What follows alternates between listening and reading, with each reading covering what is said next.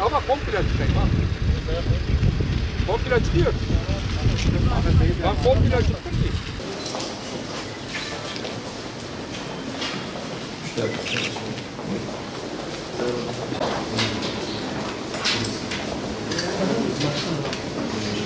Her yerde görülüyor zaten, bu garip bir durum değil. Şu anda H1N1 virüsüyle H1N2 virüs olarak bildiğimiz normal influenza, normal grip arasında semptomlar yönünden hiçbir fark yok. Dolayısıyla H1N1 virüsünün böyle bir korkuya sebebiyet verecek özel bir durumu yok. İkisi de Türkiye'nin her yerinde, yani H1N1 virüsü de H1N2 virüsü de Türkiye'nin her yerinde mevsime bağlı olarak görülüyor. Batman'da da görülüyor. Bu özel bir durum değil. Bunu sanki böyle Çin'deki şu son koronavirüsü hadisesiyle ilişkilendirerek bir korkuya, bir paniğe sevk etmek halkımızı hiç doğru değil. Öyle bir durum yok.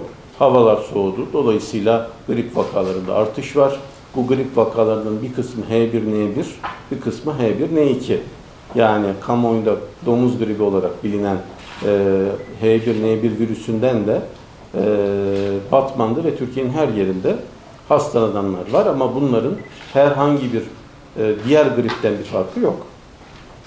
Çünkü grip, domuz gribi diye tanımlanan bu grip bundan birkaç yıl önce ilk geldiği zaman ağır seyrediyordu. Fakat virüs zayıfladı ve artık bir tehdit olmaktan çıktı. Dolayısıyla kişisel bazda bazı özel başka hastalıklarından dolayı gribi ağır geçiren hastalarımız var.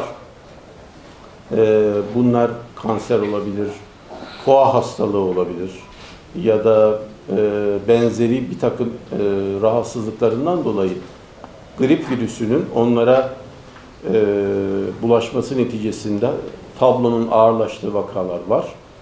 Diğer yerlerde olduğu gibi Batman'da da bunlar yataklı olarak da tedavi ediliyorlar. Batman'da özel bir durum yok. Mevsime bağlı grip vakalarında bir artış var. Bunun dışında da başka bir şey yok. Bunu sizinle paylaşmak istedim.